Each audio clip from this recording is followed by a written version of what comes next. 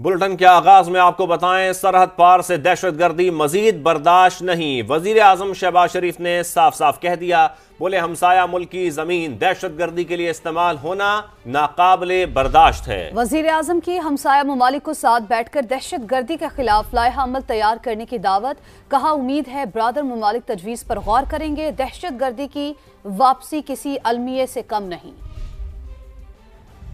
ملک کی زمین دہشت گردی کے لیے استعمال ہوگی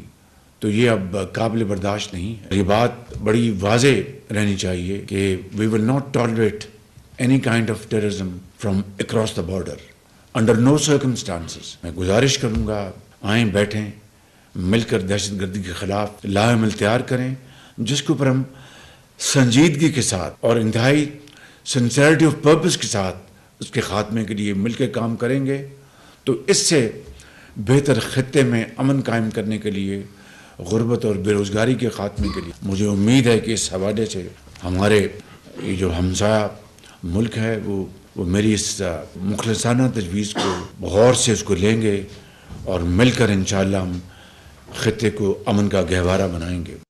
اسی حوالے سے مزید بات کرتے ہیں، بریگیڈیئر ریٹائر راشد ولی اور ماریہ سلطان صاحبہ ہمارے ساتھ موجود ہیں۔ سب سے پہلے راشد ولی صاحب آپ کی طرف آئیں گے۔ وزیر اعظم کی ہمسایہ ممالک کو دہشت گردی کے خلاف مشترکہ لائحہ عمل بنانے کی تجویز دینا خطے میں امن کی ضمانت بن سکتا ہے؟ جو پرائم منسٹر کی یہ سٹیٹمنٹ آئی ہے، افغانستان میں جو پاکستان کا ایک ٹارگیٹڈ پریسائز اور پروپورشنیٹ رسپانس گیا ہے اس کے بارے میں، اور یہ پاکستان کے عزم کا اعادہ کیا گیا ہے کہ پاکستان سرحد پار سے دہشت گردی کے حملے گوارا نہیں کرے گا، تو یہ تو ایک بڑا قابل فہم اور فورتھ رائٹ سٹانس ہے، کیونکہ کوئی بھی سوورن ملک ہوتا ہے وہ حملہ اپنی سرزمین پہ برداشت نہیں کرتا، اور اب ہمارے پاس اس وقت دنیا میں وہ مثالیں موجود ہیں۔ آپ نے دیکھا کہ ترکی جو کردش باغیوں سے، ان کی یلغار سے ان کے علاقے تاراج ہو رہے تھے، تو انہوں نے ہاٹ پرسوٹ کا انووک کرتے ہوئے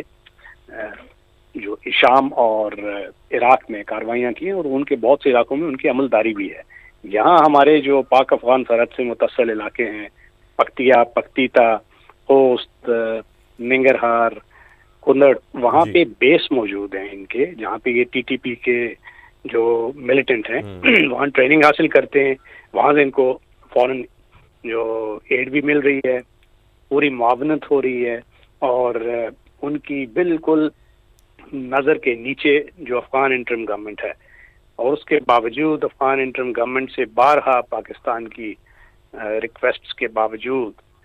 یہ اس بیسز کو کنٹرول نہیں کر سکے، اور اگر وہ نہیں کریں گے تو پاکستان اپنے علاقوں پہ یہ جو حملے ہیں جس تواتر سے ہو رہے ہیں، جس میں شدت آتی جا رہی ہے، اس کو ایکسیپٹ نہیں کر سکتا۔ صحیح، ٹھیک۔ ماریہ سلطان صاحبہ، آپ بتائے گا کہ وزیر اعظم پاکستان نے گفتگو کے ذریعے مسائل کے حل کی تجویز دی ہے، اس پر آپ کیا کہیں گی؟ پاکستان نے اپنی خارجہ پالیسی اور بالخصوص اپنی عسکری پالیسی کی بات واضح کی ہے کہ پاکستان جہاں ہر طرح کا تعاون کرنے کے لیے تیار ہے اپنی تمام ریاستی ممالک،